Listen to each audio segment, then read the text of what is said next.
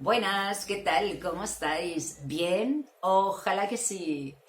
Hoy me gustaría hablar de un tema que es un tanto delicado, pero que creo que es importante que todos tomemos conciencia. Es la muerte y el duelo. Todos sabemos que algún día vamos a perder algún ser querido y también todos sabemos que algún día seremos nosotros los que nos iremos. Y aunque hablar de la muerte o pensar en ella nos provoca muchas veces un enorme malestar, incluso parece que sea tabú porque nos da temor, es importante que sepamos, que lo sabemos, que morir forma parte de este proceso que es la vida, pero sobre todo no para angustiarnos, sino para valorar si realmente la vida que estamos viviendo se acerca a la vida que nos gustaría vivir. Por supuesto, dentro de nuestras posibilidades y nuestras responsabilidades, ¿no? Cuando fallece un ser querido, el dolor emocional es brutal. Supongo que las personas que lo habéis vivido lo entenderéis perfectamente. Se desgarra el alma. Es una sensación de que te roban o que te arrancan un trocito del corazón y aunque con el paso del tiempo cicatricemos, el, el dolor queda por siempre y la herida está y estará siempre. El duelo básicamente se divide en 4 fases. En la primera lo que hay es una sensación, bueno, hay un comportamiento de negación absoluto. No me lo puedo creer, esto no es real, estoy viviendo un mal sueño, no es posible, hasta que topamos con un baño de realidad y nos damos cuenta de que ese ser querido ya no está junto a nosotros y pasamos a la segunda fase, que es la de la ira. Es ese momento en el que nos enfadamos con el mundo, con el universo, en el que sentimos rabia, en el que sentimos enfado, frustración, en el que queremos entender lo que no tiene explicación, en el que buscamos culpables. Y después de esta etapa, que cada una de ellas puede durar distintos meses, incluso años. Lo normal es que, no lo normal, lo más frecuente a nivel estadístico es que un duelo dure más o menos un año. Luego también dependerá de cómo cada uno de nosotros sabemos gestionar esa pérdida. Antes del año pasaremos probablemente por estas 4 etapas: la negación, la ira y la depresión, que sería la tercera.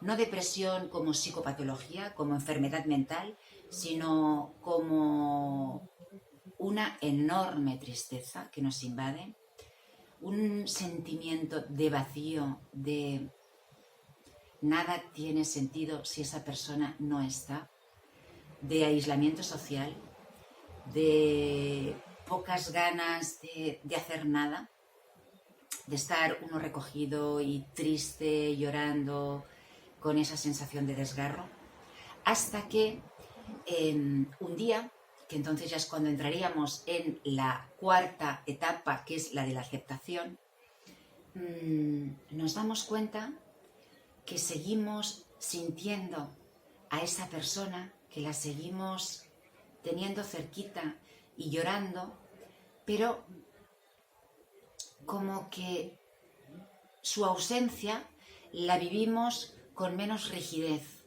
de una forma como que el dolor se hace un poquito más ligero. Incluso de repente un día descubrimos que sonreímos y nos extrañamos de ser capaces de sonreír habiendo perdido a esa persona. Incluso nos podemos llegar a sentir culpables, pero poquito a poco aprendemos a andar con la ausencia de ese ser querido. También yo diferenciaría lo que es la muerte súbita de una muerte esperada. Cuando alguien fallece de golpe, de repente, ¿no? Pues por un infarto, por un accidente, las personas que se quedan, los amigos, los familiares, el impacto emocional es mucho más fuerte que cuando los familiares pierden a un ser querido que de alguna manera ya saben que está en un proceso terminal. También es cierto, siempre he pensado que la persona que se va, mejor que se vaya de golpe, ¿no? Imaginaros pues que ha tenido un día estupendo y pum, de repente se va, pero no padece. Y sin embargo, el paciente, ¿no? Que está con una enfermedad terminal, la angustia y el dolor y el tener que asumir, ¿no? Que se está muriendo, también debe ser muy difícil y muy doloroso. Pero bueno, de cara a las personas, ¿no? que nos quedamos, también diferenciaría las personas que pierden a un ser querido de forma abrupta a las personas que saben que están viviendo la crónica de una muerte anunciada. Por esto, estos días pensaba en todas las personas que habéis perdido a un ser querido con todo el tema, ¿no? por el COVID-19, cuán duro tiene que haber sido y debe ser todavía, ¿no? Porque el hecho de no poder acompañar a ese ser amado, el hecho de no poder estar dándole la mano, darle todo el cariño hasta el último momento, el decirle lo mucho que lo habéis querido, lo importante que es y seguirá siendo, y el no poder haber celebrado un funeral también, es decir, ni haberlo acompañado, ni haber estado a su lado en el momento de su muerte, es una de las tragedias más grandes de la situación que estamos viviendo, ¿no? Por eso que los que hemos tenido la suerte de estar confinaditos en casa, creo que no nos podemos quejar. Yo aconsejaría a estos familiares y estos amigos de estos seres queridos que en la medida de lo posible, cuanto antes, hagan algún tipo de homenaje o ceremonia para poder despedir a esa persona amada. Es muy importante podernos despedir y que no queden las cosas abiertas con ese sentimiento de, posiblemente incluso de culpa, ¿no? De decir, vale, los médicos me dijeron que no podía ir al hospital, pero yo debería haber estado. ¿Cómo yo me permití quedarme en casa? Y cómo no acompañé a esa persona, cómo vivió esa persona solas sus últimas horas, sus últimos minutos de vida, ¿no? Entonces, creo que es muy importante que podáis hacer esa despedida.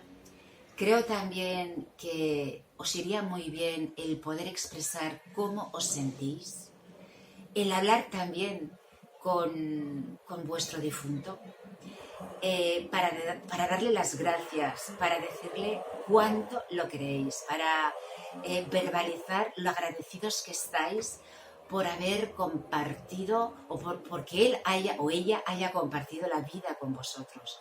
Incluso si hay algún tema que aclarar, pues para pedir disculpas o pedir perdón y podernos quedar en paz, porque si no, todos los duelos son muy dolorosos, pero si no hacemos una especie de cierre, ¿no? de quedarnos lo más posible en paz, os va a costar muchísimo. Y lo sé porque yo perdí a mi madre hace muchos años. Iba a decir, tuve la suerte. Es que es una burrada decir eso, ¿no? Pero nosotros nos pudimos despedir de ella porque falleció de un cáncer y sabíamos que se iba. Y, no os asustéis si de repente cogéis el teléfono y hacéis el gesto de llamar a esa persona, o si oléis su perfume, o si vais por casa y de repente os encontráis que estáis abrazando una foto suya, porque es muy normal. Yo incluso cuando iba por la calle y veía de lejos a una mujer que tenía una cierta semejanza, os prometo que me daba un vuelco el corazón, porque era como que la veía, ¿no? La veía. Y la soñaba muchísimo. Bueno, de hecho, no he conjugado bien el verbo porque la sigo soñando con muchísima frecuencia y es algo que no me angustia para nada. Al revés, porque la recuerdo viva y es una forma de más de tenerla presente. Pues eso, intentar homenajear, agradecer a vuestro ser querido. Nosotros en los últimos días antes de morir mamá, tuvimos la oportunidad de estar todos juntos en el Hospital Clínic de Barcelona. De hecho, cuando ella ya estaba tan malita, nos dejaron una habitación para que estuviera ella sola. Y papá y nosotros los 7 hijos estuvimos durante los últimos días acompañándola las 24 horas. De hecho, por la noche teníamos unas colchonetas hinchables, de esas de la playa, y me acuerdo que las hinchábamos y dormíamos al pie de su cama, los 8, y durante el día pues las apilotonábamos todas en el baño de la habitación. Me acuerdo de esas noches, todos en el suelo alrededor de su cama, donde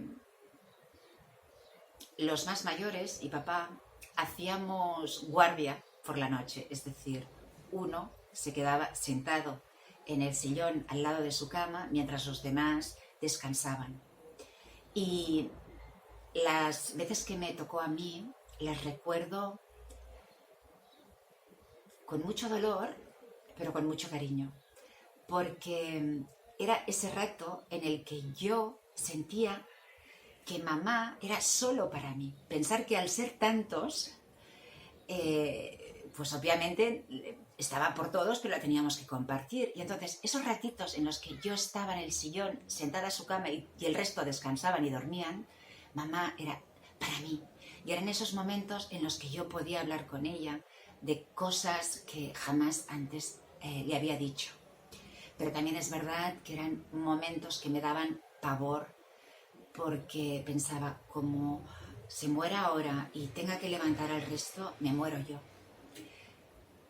De esas conversaciones, y hace 28 años, recuerdo en especial unas en las que ella me decía: Inma, no tengo miedo a morirme, porque si hay otra vida, allí estaré y nos reencontraremos. Y si no la hay, pues me habré ido y no lo sufriré. Pero lo que me da pánico es dejaros. No me da miedo morir, pero sí no poder compartir más días con vosotros. También me acuerdo de cuando me dijo: no dudes que papá y yo nos hemos querido muchísimo. Y papá es joven. Si alguna vez él decide rehacer su vida con otra mujer, por favor, respetar su decisión. Inma, haz que tus hermanos eso también lo sepan y lo entiendan. No por nada, porque yo soy la mayor de los 7. O cuando nos poníamos a decidir los nombres de mi futuro hijo. Pero sí, fueron momentos en el que, por supuesto, la pude besar, le dije cuánto la quería,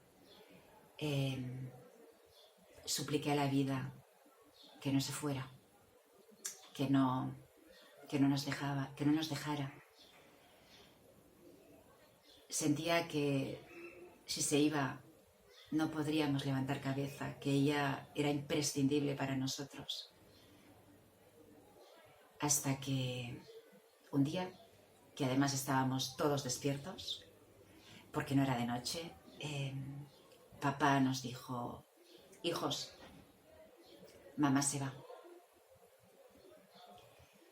Y no sé cómo, papá le dio una mano, ella estaba en la cama, nos pusimos así los 7 como en fila, uno dándole la mano a papá y luego todos dándonos la mano hasta volver a darle la mano a mamá. Y papá dijo: rezamos un Padre Nuestro. Y rezamos un Padre Nuestro y mamá hizo su último suspiro. Si algo puedo decir es que mamá llevó su muerte, seguro que con mucho miedo, interrogantes, tristeza, porque a mi entender fue una muerte prematura, pero nos dejó una gran lección de vida y la vida nos permitió despedirnos de ella. Un abrazo enorme y planteémonos si estamos viviendo la vida como nos gustaría vivirla. Chao y hasta pronto.